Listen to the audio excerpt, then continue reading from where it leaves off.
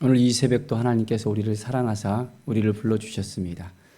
새로운 이 아침을 맞이하여 말씀 앞에 우리가 섰을 때 놀라운 은혜가 우리에게 밀려옴을 또 믿음으로 고백합니다. 오늘 말씀은 누가복음 5장에서 8장까지 말씀입니다. 5장 1절부터 보니까 게네사렛 호숫가에서 예수님께서 또 제자들에게 행했던 그 부분을 이야기하고 있습니다. 어부들이 배에 나와서 그물을 싣고 있었습니다. 그런데 어떻습니까? 그 배는 시몬의 배였는데 고기를 잡지 못했습니다. 네, 주님께서 말씀을 마치시고 깊은 데로 가서 그물을 내려 고기를 잡으라 했습니다. 어디로 가라고요? 깊은 데로 가서 그물을 내려 고기를 잡으라. 시몬이 대답했습니다. 시몬 베드로가 선생님, 우리들이 밤이 새도록 수고하였으되 잡은 것이 없지만은 말씀에 의지하여 내가 그물을 내리리라.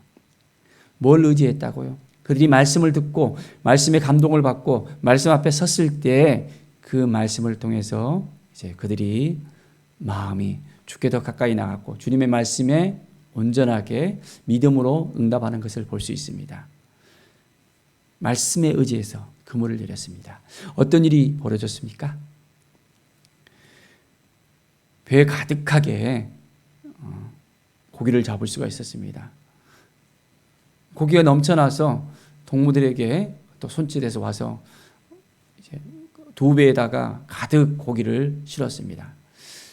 배가 잠길 정도로 가득가득 채워져 있었던 것을 볼 수 있습니다. 말씀을 의지할 때 이러한 일이 생길 수 있습니다. 우리의 삶도 마찬가지입니다. 우리의 삶도 말씀을 의지하고 나아가면 말씀 앞에 섰을 때 주님, 오늘 저에게 주신 이 말씀이 바로 나에게 주시는 말씀입니다. 아멘으로 화답하고 나갈 때 오늘도 우리에게 은혜의 역사가 일어남을 믿습니다. 믿음이라는 게 참 대단한 것을 볼 수 있습니다. 그 믿음을 통해서 하나님께서 역사하십니다. 5장 20절을 보십시오. 중풍병자 같은 경우에도 그들의 믿음을 보시고 했습니다. 뭘 보시고요? 그들의 믿음을 보시고 죄의 사함을 받았느니라. 그 믿음을 보시고 죄의 사함에 은혜를 주십니다. 그런데 중풍병자에게 일어나 걸으라 하는 것이 쉽습니까? 죄 사함을 받으라는 것이 쉽습니까? 일어나 걸으라는 것은 바로 눈에 보여야 되고 죄 사함을 받으라는 것은 안 보이는 거잖아요. 죄가 사함을 받았는지 안 받았는지 알 수가 없는 거잖아요. 그런데 주님은 분명하게 말합니다. 바로 죄 사함의 권세가 있다는 것을 보여주기 위해서 일어나 걸으라 말씀하시면서 이제 그 중풍병자가 일어나 걸어가는 은혜를 맛보게 되어집니다. 우리의 삶도 주님께서 죄의 사함을 허락해 주셨습니다. 믿음으로 나아가면 우리가 모든 죄를 사함을 받고 예수 그리스도의 이름의 능력 앞에서 우리의 삶이 회복되어짐을 믿음의 눈으로 바라볼 수 있습니다. 사랑하는 여러분, 매일매일 주님 앞에 나아갑시다. 그 믿음을 통해서 주님이 역사하십니다. 이제 6장의 말씀을 보면 12절부터 예수님께서 제자들을 부르시고 그들을 이제 사도로 세우시는 것을 볼 수 있습니다. 밤이 새도록 하나님께 기도했다고 했습니다. 우리 예수님께서는 어떤 순간 가운데서도 하나님 아버지 앞에 나아갑니다. 아버지의 뜻을 물어봅니다. 아버지께 간절하게 나아가는 그 모습을 보여주고 있습니다. 하나님의 아들인 우리 예수 그리스도께서도 아버지와의 그 긴밀한 교제를 통해서 그 만남을 통해서 그 간구를 통해서 행했던 것처럼 우리들은 어떻게 해야 됩니까? 그렇습니다. 우리도 하나님 아버지 앞에 나아가야 되고 아버지의 은혜를 구해야 되고 아버지의 뜻을 알아야 되고 우리가 하나님 앞에 온전하게 서서 믿음으로 살아갈 수 있는 우리의 삶이 될 수 있어야겠습니다. 어떻게 그렇게 살 수 있겠습니까? 하나님께서 주시는 그 마음을 품고 사랑해야 되겠습니다. 우리에게 6장 21절에는 어떻게 또한 말씀하십니까? 원수를 사랑하며 너희를 미워하는 자를 선대하라고 이야기하고 있습니다. 원수를 사랑하라는 거예요. 그렇다면 우리가 어떻게 합니까? 말씀을 의지해야 되고 말씀을 듣고 말씀을 따라야 되는데 어떻게 원수를 사랑할 수 있지? 어떻게 나를 미워하는 사람을 용서할 수 있지? 나를 힘들게 하는 사람을 어떻게 그냥 둘 수 있지? 하는 그 마음이 들 수 있습니다. 참 마음이 편하지 않을 수도 있습니다. 그러나 우리는 어떻게 해야 됩니까? 주님의 말씀에, 하나님의 말씀에 순복할 수 있는 믿음이 있어야 됩니다. 그리고 이제는 원수를 사랑하고 미워하는 자를 선대할 수 있는 그 마음을 가져야 됩니다. 하나님께서, 우리 주님께서 그 마음을 보시고 우리에게 더욱더 크게 이제는 역사하심을 우리가 알아야 됩니다. 6장 31절 한번 같이 읽어볼까요? 남에게 대접을 받고자 하는데도 너희도 남을 대접하라. 남을 대접을 하게 되면 어떻게 됩니까? 오늘 말씀 그대로 대접을 받고 싶으면 먼저 대접을 하라는 것입니다. 그러면 그대로 대접을 받게 된다는 것입니다. 내가 사람을 업신여기거나 선대하거나 그 사람에게 선의로 이렇게 하지 못한다면 마찬가지로 우리도 도리어 당하게 될 수 있습니다. 좋지 않은 상황일지라도 힘든 상황이라도 우리는 대접하는 그런 마음을 가지고 선대하면서 나갈 수 있어야겠습니다. 37절의 말씀 보면 비판하지 말라고 합니다. 비판을 받고 싶지 않거든 비판하지 말라는 것입니다. 우리가 쉽게 남을 헐뜯고 비판할 수 있을 수 있습니다. 그러나 오늘 말씀 그대로 우리가 비판하지 않고 나간다면 우리도 비판받지 않는 삶을 살아갈 수 있습니다. 너희가 정죄하면 도리어 정죄를 당한다는 것입니다. 우리는 매일매일의 삶 가운데서 나누는 삶을 살아야 되겠습니다. 베푸는 삶을 살아야 됩니다. 희생하는 삶을 살아야 되고 주님께서 십자가를 지셨듯이 우리도 십자가를 질 수 있는 그 마음을 가져야 됩니다. 그러면 하나님께서 우리를 붙들어 주시고 인도해 주실 것입니다. 자, 6장 38절의 말씀을 한번 읽어볼까요? 주라 그리하면 너에게 줄 것이니 곧 후히 되어 누르고 흔들어 넘치도록 하여 너에게 안겨주리라. 너희가 헤아리는 그 헤아림으로 너희도 헤아림을 도로 받을 것이니라. 뭐라고 말씀했습니까? 주라라고 말씀했습니다. 주라. 그러면 너에게 줄 것이니 후히 되어 누르고 흔들어 넘치도록 너에게 안겨주신다고 약속하십니다. 자, 나누십시오. 베푸십시오. 우리가 가진 것 중에서 정말 주님께서 요구하시는 것이 있을 것입니다. 이것은 나눠줄 수 있다면 그 모든 것을 우리가 나눌 수 있는 그 마음이 우리 가운데 있어야 됩니다. 정말 힘들고 지치고 눌려있고 피로를 호소하는 사람들에게 우리가 가진 것을 나눠줄 때 더욱더 풍성함이 넘칠 것입니다. 하나님이 채우신다고 약속하시잖아요. 이거 줘버리면 아무것도 없잖아, 안 되잖아 하는 그 마음이 아니라 주면 주님께서 몇 배로? 30배, 60배, 100배로 갚아주십니다. 그러면 손해가 아니잖아요. 아주 우리는 정말 주는 것만 해도 기쁨이 있지만은 그 나눔을 통해서 하나님께서 더욱더 크게 우리에게 허락해 주시는 것을 볼 때 더욱더 우리 가운데 넘치는 기쁨이 있을 수 있습니다.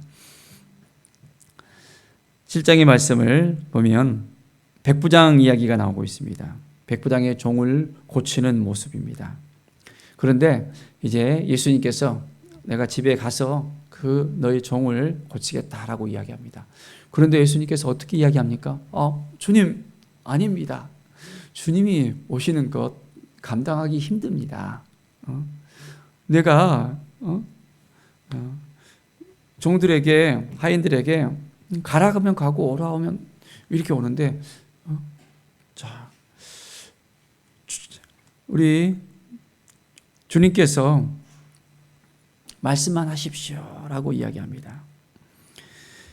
자, 말씀만 하사 내 아이를 낫게 하소서.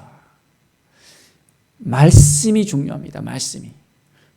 예수님의 말씀, 우리 주님의 말씀, 그리스도 예수의 그 말씀을 통해서 우리는 능히 모든 것을 행할 수 있습니다.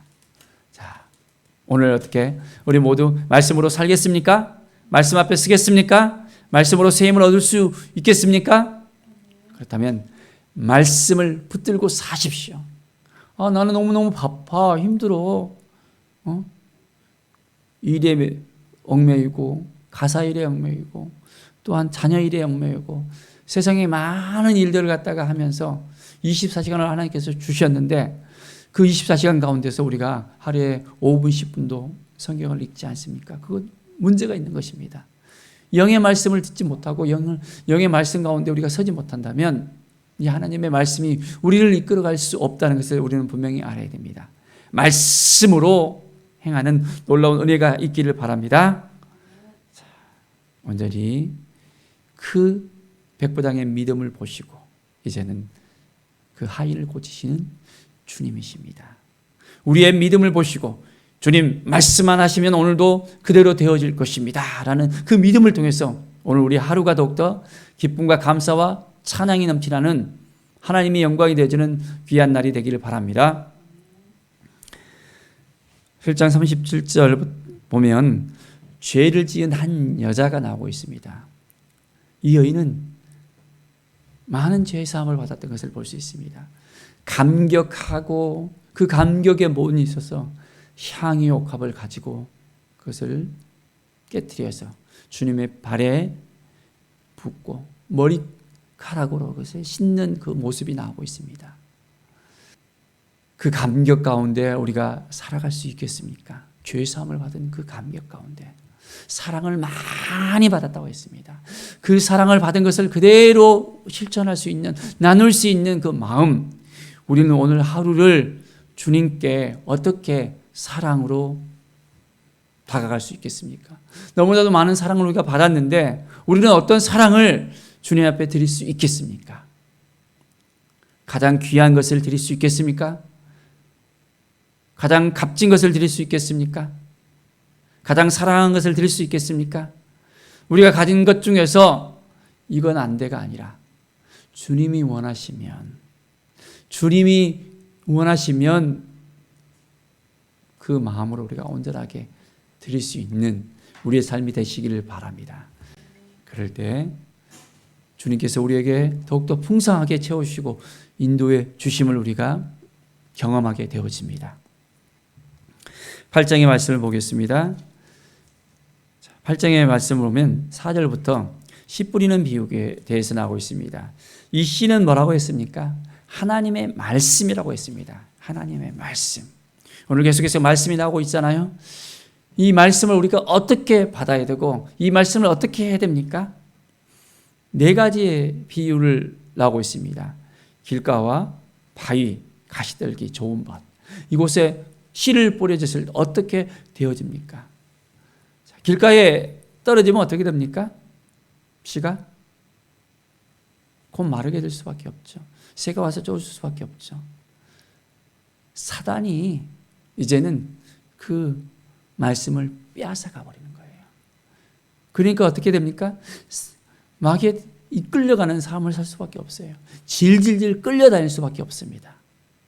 그 다음에 바위는 어떻습니까? 바위에 씨가 뿌려지면 기쁨으로 말씀을 받을 수는 있습니다.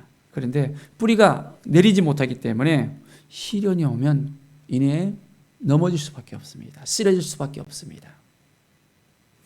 우리가 그렇습니다. 우리의 마음밭에 말씀이 이제는 뿌리내야 되는데 말씀이 통통통 튕겨나갑니다. 말씀을 이해할 수도 없고 이 말씀을 지켜야 되는데 지킬 수도 없고 매우 힘들어 있는 우리의 마음밭을 볼 수 있습니다. 그 다음에 가시떨기 밭은 무엇입니까? 말씀은 듣긴 들었습니다. 그런데 이생의 염려와 또한 재물들, 향락의 기운들로 인해서 어떻게 되어집니까? 참으로 뿌리 내리지 못하는 것을 볼 수 있습니다.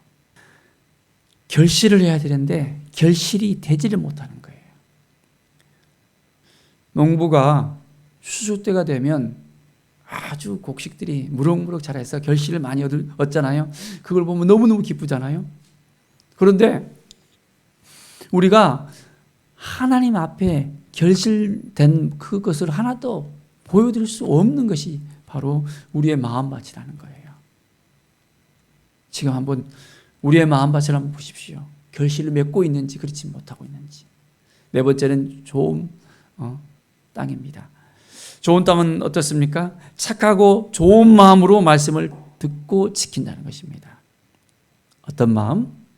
착하고 좋은 마음으로. 이제는 말씀을 들었습니다. 이 말씀을 들으니까 어떻게 됩니까? 이제 말씀을 이것을 가지고 지키려고 노력하고 이 말씀을 따라 살려고 하니까 인내가 필요하잖아요. 이 인내를 가지고 우리가 살아갈 때 이 인내를 통해서 우리는 결실을 얻을 수밖에 없다는 것을 우리는 분명히 알 수 있습니다. 자, 좋은 땅에 뿌려진 이 씨앗과 같이 우리의 좋은 마음의 밭에 실어졌을 때 이 말씀이 자라는 것입니다. 말씀으로 온전하게 우리의 삶이 회복되어지고 치유되어지고 능력 가운데 세워지는 은혜가 시작되어집니다. 오늘 이 새벽에 우리가 전적으로 하나님을 바라보고 믿음으로 나가는 삶을 살아야 되겠습니다. 43절에 보십시오. 혈루병 가진 여인이 어떻게 나아갑니까? 그 질병을 가지고 12해를 지냈지만은 고침을 받지 못했잖아요. 많은 의원들을 찾아갔지만은 해결이 안 됐잖아요. 그런데 주님을 향한 그 믿음이 있었습니다. 옷깃만 스쳐도 나음을 받을 수 있다는 그 믿음이 있었습니다. 그래서 등 뒤로 가서 그 옷깃을 딱 만졌습니다. 어떻게 됐습니까? 예수님에게서 능력이 나갑니다. 누구냐라고 묻습니다. 누가 내 옷을 쓰고 지나가느냐고 물어봅니다. 옷깃만 스쳐도 나을 수 있다는 그 믿음. 우리는 어떤 믿음이 있습니까? 우리의 작은 믿음을 통해서 겨자씨만한 그 작은 믿음이 있다면 그 믿음을 통해서 우리의 삶은 변화되어집니다. 우리의 가정은 온전하게 변화되어집니다. 우리의 자녀들, 우리가 소속되어 있는 모든 공동체들, 이 민족, 이 국가가 변화될 수 있습니다. 믿음을 통해서 나갑시다. 이 코로나도 우리의 믿음을 통해서 회복될 수 있다는 믿음을 선포하십시다. 힘들어하는 것이 아니라 눌려있는 것이 아니라 안 돼, 할 수 없어. 어떻게 하는 것이 아니라 담대하게 나갑시다. 믿음으로 나갑시다. 주님을 의지하고 말씀으로 나갑시다. 그러면 분명하게 하나님이 우리의 믿음을 통해서 결실을 보여줄 것이고 이 믿음을 통해서 우리에게 놀라운 일을 행할 것입니다. 우리 주님을 바라보면서 오늘 하루도 믿음으로 말씀으로 살아가는 우리 모두가 되기를 간절히 축원드립니다. 기도하겠습니다. 하나님 아버지 감사합니다. 늘 믿음으로 살아가는 우리들이 되게 하여 주시옵소서. 말씀으로 세워지는 오늘 하루가 될 수 있도록 인도하여 주시옵소서. 오직 요 하나님을 바라보겠습니다. 도와주시옵소서. 함께해 주시옵소서. 인도하여 주시옵소서. 역사하여 주시옵소서. 하나님을 의지하는 그 믿음이 더욱더 생겨나게 하여 주시고 오늘 말씀과 같이 원수를 사랑하고 남을 대접하고 줄 수 있는 정말 가장 귀한 것 바로 복음을 전할 수 있는 그 삶을 살아갈 수 있도록 도와주시옵소서. 주님의 사랑을 받았다면 그 사랑을 전할 수 있도록 우리에게 담대한 마음을 주시옵소서. 오늘 하루를 살아갈 때 승리를 선포하고 나갑니다. 마음밭에 뿌려진 그 씨앗 말씀이 우리 가운데 자랄 수 있도록 인도하여 주시옵소서. 감사드리며 예수 그리스도의 이름으로 기도드립니다. 아멘.